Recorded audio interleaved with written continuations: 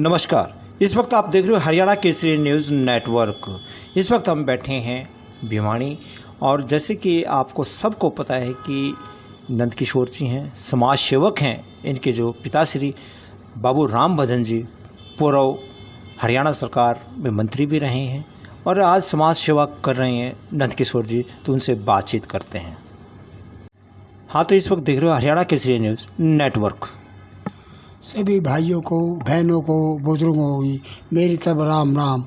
राम राम का बहुत बड़ा महत्व है, सबकी मैं राम राम करता हूँ। तो जी, आपने तो काफ़ी समाज सेवा की है और भिवानी की पूरी जनता ही आपको जानती है, बाबूजी को पूरा हरियाणा जानता है। और अब जो हरियाणा के अंदर विधानसभा का जो चुनाव चल रहा है, तो उसके बारे में आप क्या कहना चाहोगे और कैसी सरकार आनी चाहिए, तो उसके बारे में आपका क्या विचार है? मेरा विचार है कि हरियाणा में जो सरकार बनने जा रही है उसमें जो भी एमएलए बनेंगे उनकी साफ छवि होनी चाहिए, ताकि ये सेवा की छवि है। ये इसके कारण पावर जब मिलती है तभी आप किसी की सेवा कर सकते हो। जनता वोट देती है, उनको पावर देती है, तो ये बात तो आपने ठीक कहा। ये जनता जब पावर देती है, अब पावर उस आदमी को देनी चाहिए जिसमें समाज के प्रति सेवा की भावना, अंदर से सेवा की भावना, ड्रामेबाजी नहीं होनी चाहिए। आजकल जो चल रहा है पॉलिटिशियन में, सब सौच बाग दिखा देते हैं, लास्ट में हाथ हिला देते हैं, मिलने से लोग तरसते हैं। ऐसा मेरी भावना है। जो अगर इस लाइन में आता है, समाज की सेवा करना है, समाज की सेवा तभी होगी जब आपके पास पावर होगी। पावर जनता देती है, पावर तो सीधी जनता हमारी सीधी है, सिंपल है। वो बकाए में आ जाती है, कई दफ़ा बातों में आ जाती है, वो सही चुनाव नहीं करती। उसका कारण क्या है कि वो सिंपल आदमी है, साधारण जीवन है, उन्होंने क्या पता। राजनीतिक जो आदमी तेज़ आदमी होते हैं वो बुलाव दे देते हैं और तरह तरह के लोभ दे देते हैं, तरह तरह की बातें कर देते हैं, सब्ज़ बाग दिखा देते हैं। परंतु मेरा मानना है सब्ज़ बाग दिखाओ, अगर आप सब्ज़ बाग दिखाते हो तो सब्ज़ बाग को पूरा करो। ये एक सेवा की भावना, सेवा तभी होगी जब मेरे पास पावर होगी। अब पावर नहीं कि मैं क्या सेवा करूँगा, गरीब बिछाने वाले बिछाते रहते सारी उम्र बिछा, परंतु उसके अंदर पावर होनी चाहिए। भाई हम क्या कर सकते हैं। तो कई ऐसे हैं बाबूजी, वोट तो ले लेते हैं, जनता का जैसे विकास है, गली में मोहल्ले में पानी का विकास है और कई जगह सड़कें भी नहीं बनती, तो उसके बारे में आप क्या कहना चाहोगे? वो वोट तो ले लेते हैं, फिर जनता के काम नहीं करते, जनता दुखी होती है, विकास नहीं होता शहर में, तो इसके बारे में क्या?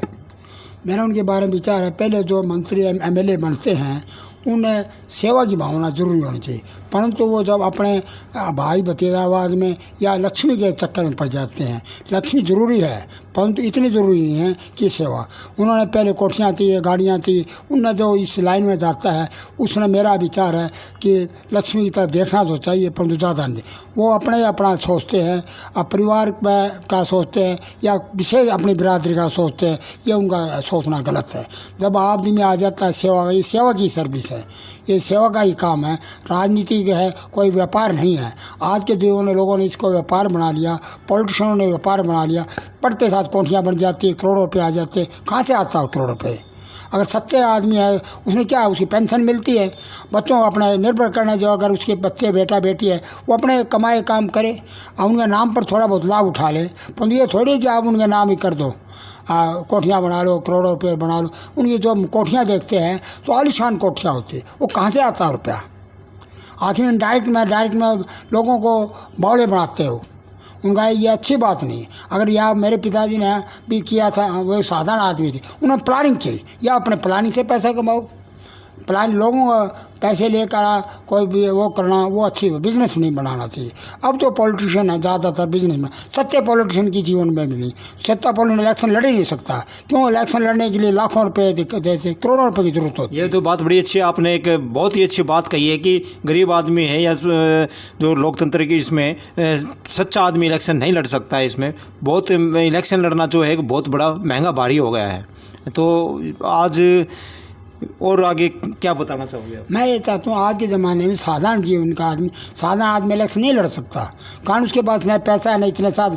आजकल हमारे समाज के आदमी भी लोभ में आ जाते हैं। जो हमारे भाई है वो पॉलिटिशियन बड़े नीति, चाणक्य नीति से बेवकूफ़ बना देते हैं, और वो बेवकूफ़ बेचारे बड़े सीधे आदमी, उन्होंने सोच थोड़ी है इतनी, वो बिजनेस माइंडेड आदमी थोड़ी है। वो सिंपल आदमी, रोटी खाए, अपना काम करे, धंधा करे, दुकानदारी करे, और या साधारण जमादारी के जमींदार किसान है, जैसे किसान अपनी खेती करता है। किसान जितना भगवान है किसान, जो हमारे को इतना पैदा करता है, किसान के लिए हम क्या करते हैं। कभी बारिश आ जाती है, कभी खेतों में जाते हैं, बिच्छू निकला, सांप निकला, बारिश पानी लगाते हैं, क्या नहीं करता किसान। किसान दूसरा भगवान, किसान को हम समझते ही नहीं।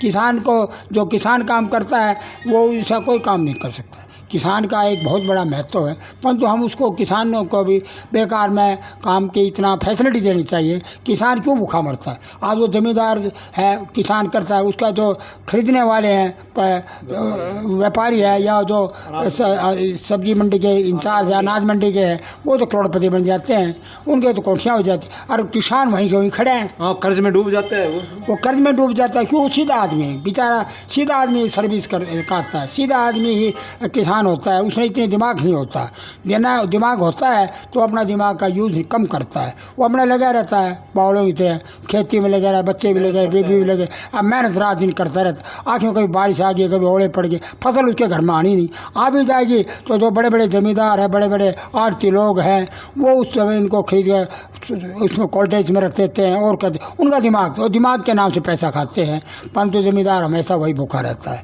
आज तक जब तो मैंने देखा है कि मेरी सोच है कि मेरे भाई बहनों को, जो एक साधारण आदमी हैं, सिंपल आदमी हैं, किसान हैं, मजदूरी करते हैं, लेबर करते हैं, रात दिन काम करके अपना पेट भरते हैं, धूप में घूमते हैं, गर्मी में घूमते हैं, और उनका खून पसीना की इनकम है। वो जब वोट देने जाएं तो उन्होंने ये सोचना चाहिए, बेकार के लोभ में किसी प्रकार धन के उसके चक्कर में न पड़े। वो उन्होंने चाहिए कि ऐसे आदमी को दे तो उनका भला कर सकते हैं। ऐसा आदमी, ऐसा नेता चुने, ऐसे नेता चुनना। अब आपकी, वो तो आपका अधिकार है, परंतु उस अधिकार, वोट का बहुत बड़ा अधिकार है। आप उस वोट के जो बनाते हो, वो एमएलए बनता है, मंत्री बनता है, और उसके बाद संपन्न हो जाता है, दुनिया भर का वो इकट्ठा कर लेता है। मेरा ये मानना उन लोगों की होनी चाहिए जो, आज कोठी कहाँ से आ गई तुम्हारे पास, तुम आज कल तक साधारण आदमी थे, कैसे आ गए। या आपने प्लानिंग से पैसा कमाया हो तो फिर ठीक है, भाई प्लानिंग से भी कराते हैं आदमी, एक बिजनेस में कोई प्लानिंग होनी चाहिए। आपके ले लेते हो, कर लेते हो, और वो रुपया भी, आप, मेरा एक मानना है, जो पॉलिटिशियन होते हैं, व्यापारी होते हैं, बड़े आदमी हो, उन्हें उसका 20% धर्मादे में लगाना चाहिए।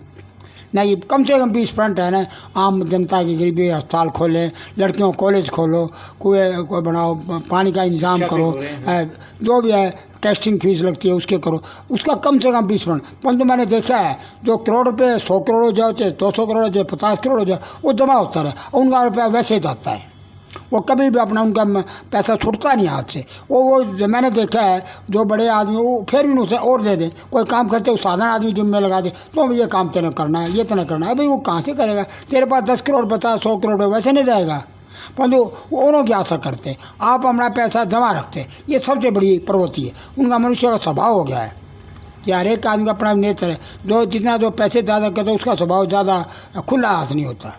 उन्हें आम आदमी के लिए 20% 30% कम से कम धर्मादय में किसी भाव में लगा, वो आपका कि पानी की प्याऊ में खोलो या लेबोरेटरी बनाओ। गरीब की जो बेटियां हैं, जो शादी न कर सकता है बेचारा, वो कन्यादान के रूप में ऐसा, हाँ, लड़कियों बेटियों की शादियाँ, बेटियाँ बड़ी बड़ी बेटियाँ हो जाती है, और बेचारी गरीब शादी नहीं कर पाता अपनी बेटियों की, अपनी शादियों में बेटी कैसे करेगा, उसके पास पैसा नहीं है, और पैसा मांगे तो ब्याज पे मिलेगा, वो ब्याज लेता ही बूढ़ा हो जाता है, और ब्याज भरते भरते तंग हो लेगा उसके।